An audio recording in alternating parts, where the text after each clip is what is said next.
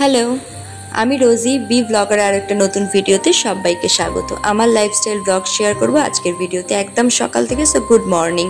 তো এই তো সবে ঘুম থেকে উঠছি আর একটা চোখ দেখে রেখে গেলে এখনও বিশ্বাস করো যে এক চোখ দেখলে দিন খারাপ যায়? আমি করি না, এগুলো আসলেই কুসংস্কার। তাও দু চোখ দেখিয়ে দিই।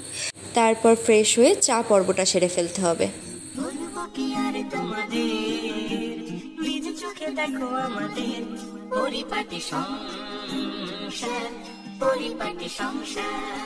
চা খাওয়ার পর যতগুলো বাসন বেরিয়েছিল তারপর সেগুলো চটজলদি মেজে নেব, কারণ রাতের বেলা আমি শোয়ার আগে যতগুলো বাসন থাকে সেগুলো সব মেজে রাখি বলে সকালবেলা একটু এই বাসন মাজার প্রেশারটা কম থাকে।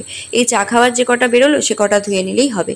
এরপর মেয়েকে পড়তে বসিয়ে দেবো। মেয়ের ব্রেকফাস্ট করানো হয়ে গিয়েছে আর তারপর ওকে পড়াতে পড়াতে মাঝে মাঝে উঠে উঠে অন্যান্য কাজগুলো টুকটাক করব। এই যেমন ঘর ঝাঁটটার দেওয়া, মোছা, জিনিস জায়গায় গুছানো, এইসব।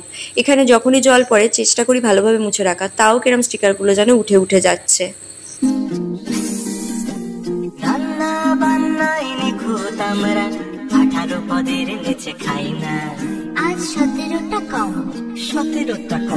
মেয়েকে পড়াতে পড়াতে ভাতটা বসিয়ে দিয়েছিলাম আর ডিম সেদ্ধ। আজকে দই ডিম করব আর পটল আর কিছু করার ইচ্ছা আছে। তো তারপরে রান্না বান্না শেষে এরকম কিচেনটার অবস্থা। এতগুলো বাসন আছে, এগুলো সব ধুতে হবে, সেলফটা মুছতে হবে, পাখা জানালা সব পরিষ্কার করতে হবে। আর এই তো দেখো জাস্ট তুড়ি মেরে সব কিছু মেজে ধুয়ে পরিষ্কার করে ফেলেছি।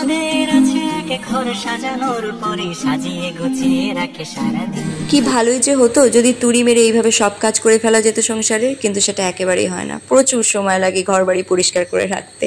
তো এই তো সেদিন মানে কিছুদিন আগে যে কি যেন গেল রেমাল, তারপর থেকে মেঝেটা কেমন যেন ভিজে ভিজে শুকনোই হতে চাইছে না, তাই জন্য পাখা চালিয়ে শুকনো করছি। মেয়ে স্নান হয়ে গেছে, সব কিছু গুছিয়ে নিজের স্নানটা সেরে এসেছি। অনেকটা সময়ের ব্যাপার ছিল। এখন প্রায় বেঁচে গেছে 1:30। মেয়েকে খাইয়ে দেবো, বিকাশ স্নানে গেছে। বিকাশ স্নান করে এলে মা স্নানে যাবে, তারপর আমরা একসাথে খেতে বসবো। আর মেয়ে এখানে বলছিল আমাকে তোলো, ওর খুব ইন্টারেস্ট ভিডিও করার ব্যাপারটাতে, তাই জন্য সবসময় আমার ভিডিওতে সামনে থাকতে চাই, কিন্তু ওকে তো সবসময় দেখানো পসিবল হয় না। তো যাই হোক, মেয়েকে আগে খাইয়ে দিই। ওর ইচ্ছা, ও খুলে খুলে সব দেখাবে যে কি আজ আমাদের রান্না হয়েছে। এমনি সে আমি টেবিলে বসে খেতে বেশি ভালোবাসি। আমি যখন একা খাই টেবিলেই বসে খাই, কিন্তু যখন সবাই মিলে খাই তখন মাটিতে বসেই আয়েশ আরাম করে খেতে সবাই পছন্দ করে, তাই সবার সাথে আমিও মাটিতেই বসে যাই সব কিছু একসাথে নিয়ে ধরে। এখানে মেয়ের জন্য একটা পাতলা ঝোল করেছিলাম আর আমাদের পটলের তরকারি, সরু সরু করে পটলটা কেটে তরকারি করেছি। ইচ্ছা আছে এই রেসিপিটা একদিন শেয়ার করবো, খেতে বেশ ভালো হয়। আগেও একবার ট্রাই করেছিলাম, কিছুটা নিজের মন থেকে নিজের মতো করে করা।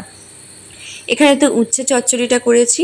কম তেলে রান্না করার জন্য ভাজা করা যায় না, একটু চচ্চড়ি করতে হয়। এখানে দই ডিম করেছি একটু বেশি করে লঙ্কা দিয়ে। মেয়ে তো গ্রেভি খাবে না, শুধু ডিমটা তুলে নেব। খাওয়া দাওয়ার পর একটু রেস্ট নেব। তো চলো ভিডিওটা আজকে এখানেই শেষ করি, দেখা হবে অন্য কোনো ভিডিওতে। টাটা।